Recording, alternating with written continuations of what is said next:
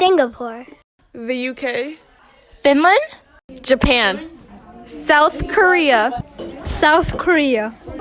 Dubai, Ireland, Saudi Arabia, Germany. Denmark. any European country.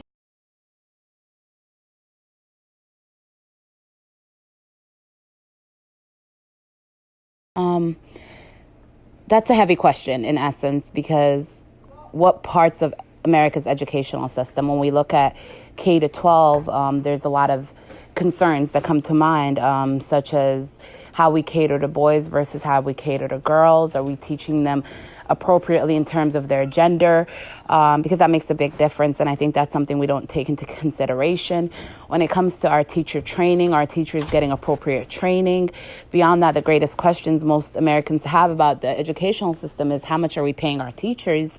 Is it enough? Or do our teachers have to have more than one job just to sustain their own lives and their own families, which impacts how they're able to teach and show up for their students? So how do I feel about it? Once again, that's a loaded question, but I would definitely say I'm not really pleased with it. And when we look at other developed nations, we are lacking a lot. And there's so much that we need to fix. I hope that answers it, but there's so much more that goes into that question. That it exists, I guess, but beyond that, nothing else. I don't think we are benefiting anymore, especially as taxpayers. You have to wonder where all of our taxes are going towards, especially they're not catering to our children.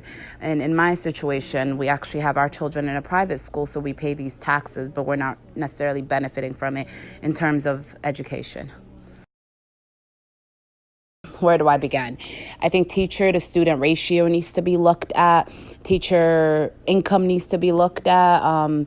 The way we vet students out needs to be looked at. The resources we provide students, such as mental health. When we have one therapist for a student body of about 1,000 students, you wonder how fair that is or how ethical it even is. I think we need to look at the upkeep of our classrooms, the disparities between well-developed neighborhoods versus neighborhoods that aren't as well-developed. Mind you, we all pay the same amount of taxes when it comes to educating our kids, but we don't get the same resources. Absolutely not. When you look at the amount of taxes we have to pay, for example, I believe last year I paid $17,000 in taxes. How much of that went back into the school system versus how much of that is funded for wars? How much of that is going back into the pockets of politicians rather than our own children who are in need of it? And even our college system, right?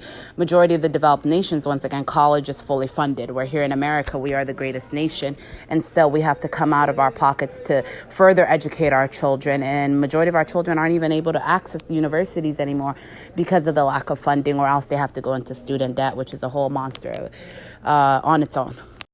I know more than I probably should know, but it's really an alarming situation that we're put in now, where so many students who went into college thinking that they were going to get something better ended up with more debt that they can even pay back. So it makes many question, what's the whole point of college if I go in and I pay more than I will ever get paid?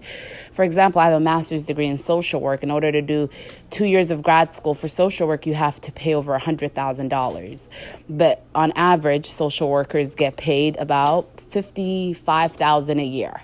So by the time I'm done paying all my loans, I've paid back almost $1 million, but I won't even make that in my lifetime. So we have to take some of that into consideration. The student debt situation is a huge issue in America and something that definitely needs to be addressed by our politicians.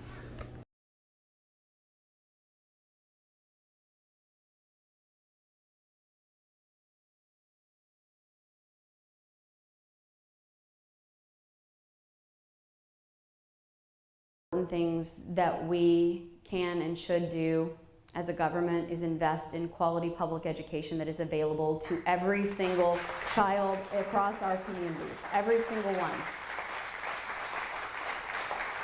I would never want to restrict an individual family that has the opportunity to send their child. If they want to send it to a private school, great. That's fine. But if we take money that is meant for the collective, when you pull things together to support everyone, and if we start to take that out of the whole system, it is the other children that don't have that opportunity, whose parents may not be able to do that,